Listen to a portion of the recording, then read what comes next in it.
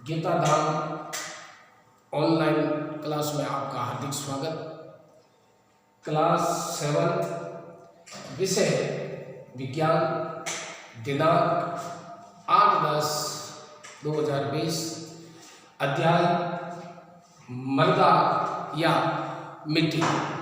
मृदा की विभिन्न परतों में गुजरती हुई ऊर्ध्वकाट मृदा प्रतिच्छेदिका कहलाती है।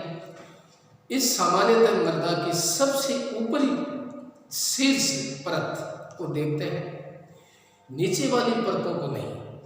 यदि इस हाल में खोदी गई खाई के पार्श्व भाग को देखें तो हमें मृदा की भीतरी परत भी दिखाई देती है।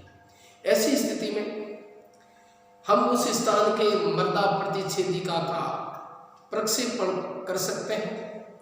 मृदा परिच्छेदिका को कुएं को खुदाई करते समय अथवा किसी इमारत की नींव खोदते समय भी हम देखा जा सकता है।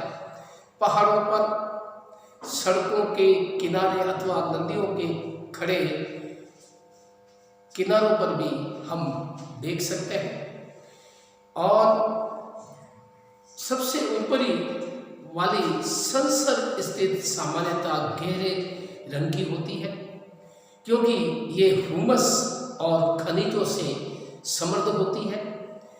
ह्यूमस मृदा को उर्वरक बनाता है और पादपों को पोषण प्रदान करता है। ये परत सामान्यतः मृदु, सरंध्र और अधिक जल को धारण करने वाली होती है। इसे शीर्ष मृदा, जैसे पहली परत, ऊपर वाली परत वाली, जिसमें हम फसलें उगाते हैं, पेड़ पौधे उगते हैं।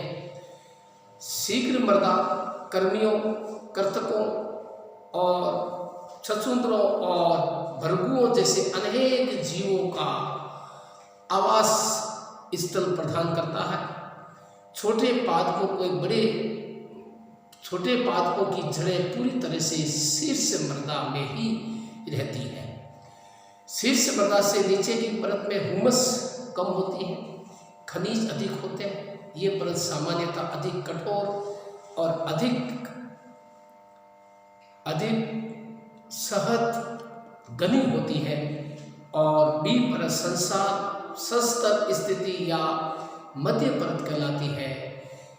दरारों और विद्रोह मुक्त सेलों के छोटे ढेलों की बनी होती इस परत के नीचे आधार सेल होता है, जो कठोर होता है, पावड़े से खोदना कठिन होता है। उसके ऊपर चारों तरफ नीचे चट्टाने ही रहती है। अब आता है मृदा के प्रकार। जैसा कि आप जानते हैं कि सेलों के अपक्षय से विभिन्न पदार्थों के छोटे छोटे कण निर्मित होते हैं। इसमें बालू और चिकनी मिट्टी कलें सम्मिलित है। किसी मृदा में बालू और चिकनी मिट्टी का अनुपात उस मूल सेल पर निर्भर करता है जिससे उसके कण बने हैं। सेल कणों और ह्यूमस का मिश्रण मृदा कहलाता है। सेल कणों और ह्यूमस का मिश्रण मृदा कहलाता है। जीवाणु जैसे बैक्टीरिया, पादप, मूल और केंचुए जैसे जीव भी मृदा के महत्वपूर्ण अंग होते हैं। मृदा को उसमें पाए जाने वाले विभिन्न आमाप साइज के कणों के अनुपात के आधार पर वर्गीकृत किया जाता है। मृदा में बड़े कणों का अनुपात अधिक होता है तो ये बलुई मृदा कहलाती है। यदि बारीक सूक्ष्म कणों का अनुपात अपेक्षाकृत अधिक होता है तो ये मणियम मृदा कहलाती है।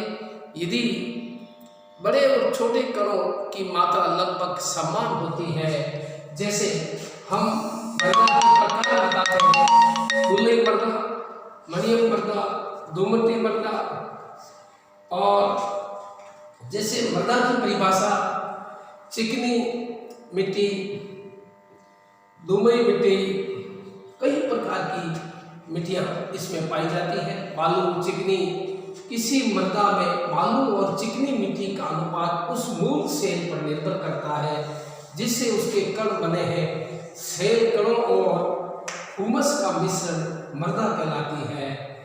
जीवाणु, बैक्टीरिया, पादप, मूल और केंचुए जैसे जीव मृदा के महत्वपूर्ण अंग होते हैं, जो वो दुमटी मृदा कहलाती है। मृदा का वर्गीकरण हम जब करते हैं तो बुल्लई, दुमटी और मणियम के रूप में किया जा सकता है। जैसे मृदा के 3 प्रकार है वर्गीकरण जब हम करते हैं, बुल्लई, दुमटी और मणियम के रूप में किया जा सकता है। मृदा में कणों के आमाप का उसके गुणों पर बहुत महत्वपूर्ण प्रभाव होता है। बालू के कण अपेक्षाकृत बड़े होते हैं, ये आसानी से एक दूसरे से जुड़ नहीं जाते, अतः इसके बीच में काफी रिक्त स्थान होते हैं। ये स्थान वायु से भरे रहते हैं। हम कह सकते हैं कि बालू स्वातित होती है। बालू के कणों के बीच के स्थानों में से जल की निकासी तेजी से हो जाती है। बुल्लई मृदा हल्की, स्वातित और शुष्क होती है। मृत्तिका, चिकनी मिट्टी के कण सूक्ष्म, बहुत छोटे होने के कारण परस्पर जुड़े रहते हैं। उनके बीच रिक्त स्थान बहुत कम होता है। बुल्लई मृदा के विपरीत इसके कणों के बीच के सूक्ष्म स्थानों में जल रुक जाता है, उनके बीच में जल रुक जाता है। चिकनी मिट्टी में वायु कम होती है, लेकिन ये भारी होती है क्योंकि इसमें बुल्लई मृदा की अपेक्षा अधिक जल रहता है। पादपों को उगाने के लिए सबसे अच्छी शीर्ष मृदा दोमट है। दुमटी मृदा बालू, चिकनी मिट्टी और गाद नामक अन्य प्रकार के मृदा कणों का मिश्रण होती है। नदी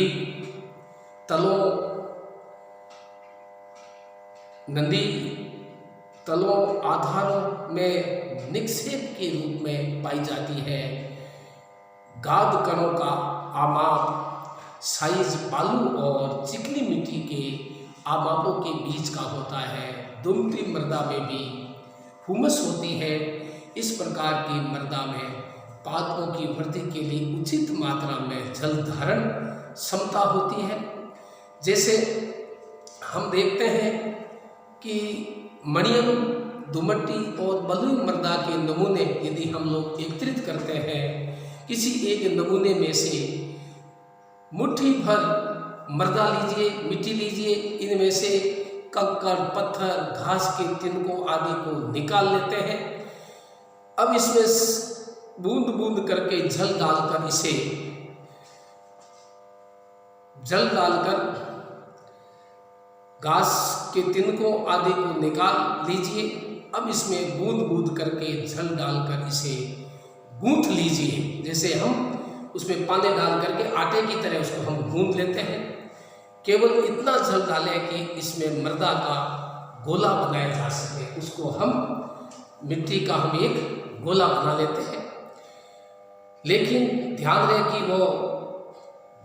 कि चिपचिपा नहीं होना चाहिए। मृदा से गोला बनाने का प्रयास करें। जैसे हम एक गोला जैसे ये बनाते हैं, इस प्रकार से ये हमने इसका गोला बना दिया और गोले को एक बेलन के रूप में बेल ले, इस बेलन से छल्ला बनाने का प्रयास करते हैं। इस क्रिया कला को मृदा के अन्य नमूनों के साथ दोहराइए। कोई मृदा किस प्रकार की है, क्या इसका निर्माण इस आधार पर किया जा सकता है, मनचाही आकृति बनाए कितनी सुविधाजनक है। मैं जानना चाहता हूँ कि मटका, सुराही बनाने के लिए किस प्रकार की मृदा का उपयोग किया जाना चाहिए।